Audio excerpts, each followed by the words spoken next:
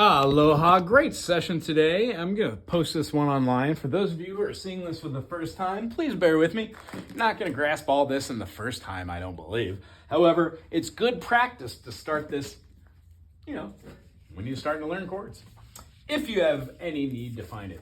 So I'm going to be referring to this for one of my students. However, this is for everyone. The way that I see music is we have a 1, a 2, a 3, a 4, a 5, a 6, and then a 7. Now, I explain it through the eyes of C major, meaning we have a 1, a 4, and a 5, which are major. We've got a 2, a 3, and a 6, which are minor. And then my favorite, the diminished, which we'll get to.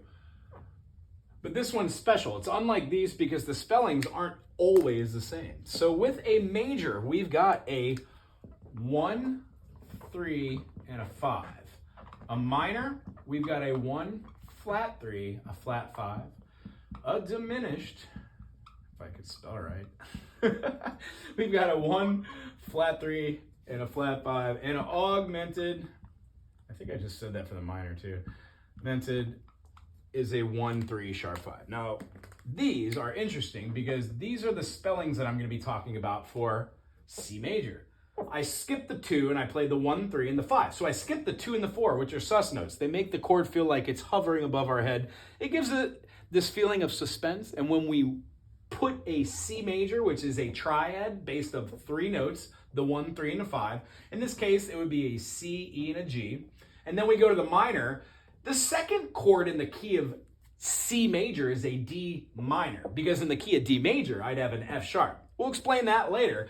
But a minor is a 1, flat 3, 5, giving a tone of melancholy or sadness. Try it out. If you could play a C, E, and G on your instrument and then change your E to an E flat, you get the spelling of C, E flat, G, meaning it gives it a flattened mediant. The third is the mediant. When we see these, the root is the 1 or the tonic. The 2 is going to be the subtonic. The 3 is going to be the mediant. The 4 is going to be the subdominant, making the 5th the dominant. We also have a submediant over here at the 6th. And then we've got a leading or a lending tone here. Now, we will definitely explain more of the submedians and then the leading tone in other videos. But just for this video, we're going to talk about just the core, how to get a major, minor, understanding that the augmented, which is a 1, 3, sharp 5, has a different tone, and it's supposed to give a little bit more tension than a diminished. So with these 4 chords, we have examined the 4 major types, or only types, of chord structures that are the core, meaning major, minor, minor, major, major, minor, diminished. So we'll talk about augmented with a raised 5th a little bit later. For those of you looking at it through the eyes of C, we would have a C, E, and then a G sharp. Right now we're going to be talking about the tonic, which is our major. So we have a 1, 3, 5, which in the case of C major is a C, E, G. When I write the C, E, G like so, I can tell that my next chord, other than the C, E, G, is a major, goes to my second, which is a D, F, A. Notice how I'm starting at the 1, so on the 3rd note, I would have an E, I'd skip the F and go to a G, go to a G, and then I would skip the G, A and go to a B. So what we're noticing is when we do this process in the key we're trying to explain and spell, that the chords for this key signature of C major, which has no sharps, which means the note gets higher, and it has no flats, which means the note gets lower, has none of those, which means all of these notes are actually natural notes, written like that with that accidental symbol. Of the 3 accidental symbols, we just don't write the natural because it would take forever to kind of write C natural, a D natural, E natural, F natural, a G natural, blah, blah, blah, blah, blah. So what we do is we go through the process of seeing C major, D minor, E minor, F would be F, skip the G, go to the A, F, A, C. so on and so forth. G, B, D is going to be a major, A, C, E is going to be a minor, and then my favorite, the B, skip the C, hit the D, skip the E, and then the F gives us a diminished. Now, as I said, we will talk about why the diminished is so super special at a later time. However, this one right here, we're just not going to talk about today. We will talk about in another example. So out of these, major, minor, minor, major, major, minor, minor, this is where we get our chord progressions. So if somebody said, let's play a song, like a rock song in the key of C major, and our progression is going to be a 1, 4, 5, 1. We would have C, 1, 2, 3, 4. We'd have F. We'd have our 5, which is a G, and then we go back to our 1, which is a C. The progression, if it was in the key of C and 4, 4, would have 1, 2, 3, 4, 2, 3, 4, 2, 3, 4, 2, 3, 4, and that would be it. When we look at this, since this is a major, this is a major, this is a major, and this is a major, it's interesting, but what I suggest is when we have rock and roll songs, we see these as being movable in shapes that actually can change. So if we had a progression that was actually a 1, 4, 6, 5, we would have C, F, A minor, G. That A minor to me is a movable shape, meaning if I have an A minor in the key of C, I also can use my D and my E here in lieu of that if I wanted to and replace that with a minor second and play a D minor. It wouldn't ultimately change the song too much, and it gives another little flair onto which you can play different notes. However, I digress. The point we do this for is to know that in the key of C major, we have no sharps and no flats. What I'm about to show you is called the circle of fifths. I take a circle and I draw at noon, like a clock, the C, which has no sharps and no flats, meaning I don't have C, D sharp, E flat, F natural, G triple sharp, A.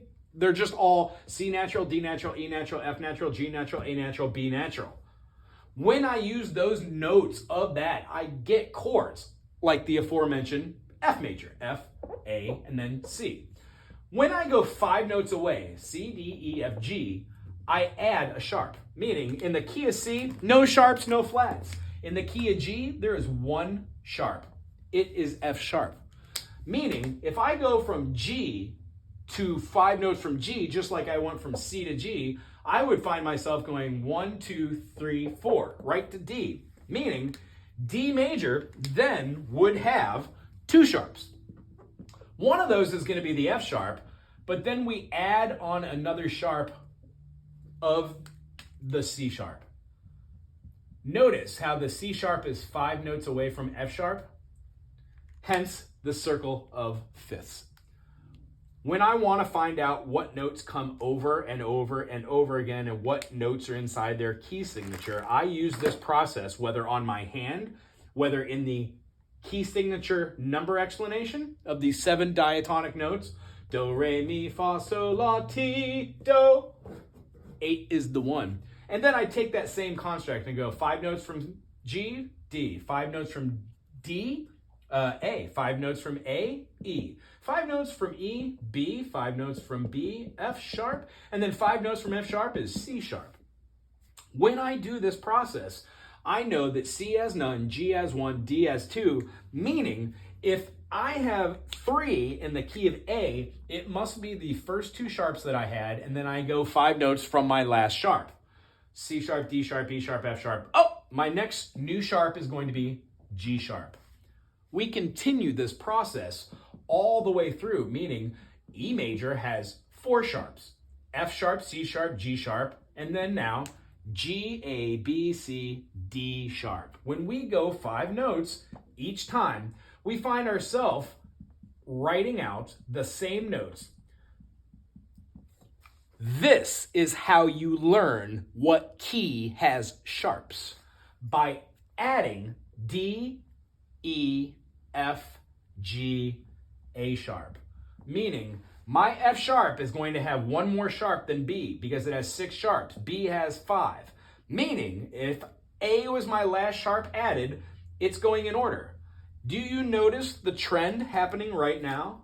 that the first sharp that we started with was the F. The next sharp we added was the C, the next sharp we added was the G, then the D, then the A, then the E. So if I have an A here, that means that F sharp must have F sharp, C sharp, G sharp, D sharp, A sharp, and then you guessed it, E sharp. Meaning E sharp, that's an F note, F natural to be exact, but we call it E sharp because I can't say things twice. In the key of F sharp, I wouldn't say F sharp, C sharp, I'm sorry, F sharp, F sharp, G sharp, A sharp, B sharp, C sharp, D sharp, F sharp. I would have two F's in the spelling. That doesn't make sense. When talking, I don't say things twice, so I wouldn't say things twice to you that way. So that means if there are no sharps and flats in the key of C, that means there are 7 sharps. All of these sharps, F sharp, G sharp, B sharp, C sharp, D sharp, E sharp, all of them. So here's the way that I teach the circle of fifths. Might be right, might be wrong, but it's the easiest way that I've found thus far, and it's the way that I teach it. So if you've made it this far with me thus far, congrats. And then I would like to say this. The next way I look at this is, in a diatonic scale, there are only 7 notes.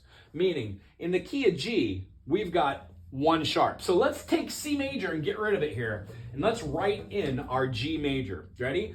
G major, A minor, B minor, C major, D major, E minor, and then our 1 sharp that's in G is our F sharp diminished. When I do that system of making my 1, 3, 5, I get a G major, A minor, B minor. Notice the B minor has a B, D, F sharp.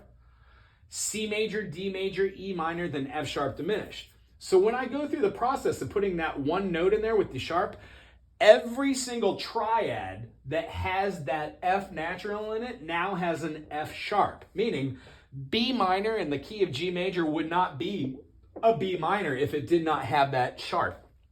It would be a B diminished. And B diminished is only found within the key of C major as the diminished 7th. I'm hoping this is making sense. If not, throw the question down in the comment section below and I could give you a personalized way of explaining this, a little counter to this. So in the key of G major, we were talking about 1 sharp. Amazing, right?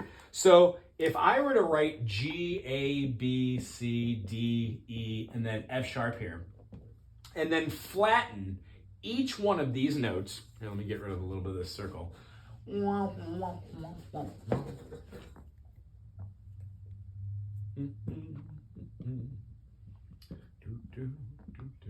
Remember how we had C up here, F, we've got B flat, E flat, A flat, D flat, and then G flat. 1 flat, 2 flat, 3 flat, 4 flat, 5 flat, 6 flats.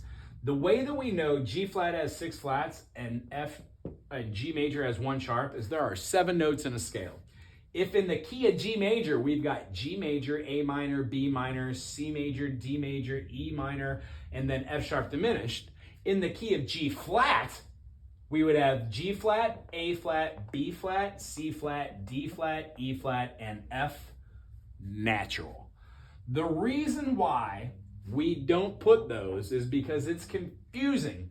That natural looks a little like a flat. When we change notes and scales on a piece of paper we're reading the music, yeah, we naturalize the note. But for spelling, we could just leave it as being a natural that way. Hence, all the notes that were natural notes inside of G major, G natural, A natural, B natural, C natural, D natural, E natural, are all now the flats, meaning you don't really have to memorize your flats if you know your sharps. Hence, if I've got the circle of fifths here, and I've got the key of, let's say, A major. A major has 3 sharps. A major, B minor, C sharp minor, D major, E major, F sharp minor, and then G sharp diminished. With those 3 sharps, I can pull an A, C sharp, E for my major first. So we should know that there is no A minor, A, C, E with a minor third in the key of A major. There is only the C sharp. However, if we remember in the key of C major and in the key of G major, there is an A minor. The A minor is the minor second in the key of G major, and A minor is the minor sixth or the relative minor in the key of C. Therefore, all the notes in A minor and C are the same. It's very important to start doing chord associations and key associations. And what you will soon find out is all the keys that have generally the same chords or the same notes, those are the close chords and progressions that we use. Yeah? So what happens is we tend to find practicing the practice of practicing leads to memorization. So remember the circle fifths that we aforementioned and we drew up here? We used G as the one sharp and showed that G flat had 6 flats. If we were to do the same thing, but I were to use A as our example, C, G, D, A, no sharps, 1 sharp, 2 sharps, 3 sharps. If our leading tone or our leading note comes from the idea that F has 1 flat, but that's our first sharp to start with, the note F, we can take this and say A, B, C sharp, F sharp, and G sharp are our 3 flats. Or I'm sorry, 3 sharps. A, B, C sharp, D, E, F sharp, and G sharp. Knowing that there are 3 sharps in the key of A, none in C, 1 in G, 2 in A, 3 in D, all the way over here in A flat. If we know that there are 3 in here, how many notes are there in a major scale? 1, 2, 3, 4, 5, 6, 7. Meaning if 3 of them are sharp, the other 4 have got to be flats. So how many flats are there in the key of A? There are 4. B flat, E flat, A flat, and D flat. And what you'll notice is they are all kind of spelled out here in order. And the more that you go over this, the more it will make sense, the order of operations. No sharps, 1 sharp, 2 sharps, 3 sharps, 4 sharps, 5 sharps, 6 sharps, all the sharps. All the flats, 6 flats, 5 flats, 4 flats, 3 flats, 2 flats, 1 flat, no flats. I really hope you enjoyed this explanation of the circle of fifths again. Check out the channel if you haven't already on other examples, as well as the Music Monday Moments, which will explain how to play a major, do, re, mi, fa, sol, la, ti, do, how to flatten the 3, the 6, and the 7 and get a minor, do, re, mi, fa, sol, la, ti, do, and then how to use these to get other derivatives, do, re, mi, fa, sol, la, ti, do. That examples of different modal scales are what we like to call modus. I really enjoyed doing this today. I hope you dig it, student. And then everyone else watching this, I hope you really enjoyed. Throw comments in the comment section below and subscribe if you like. Aloha.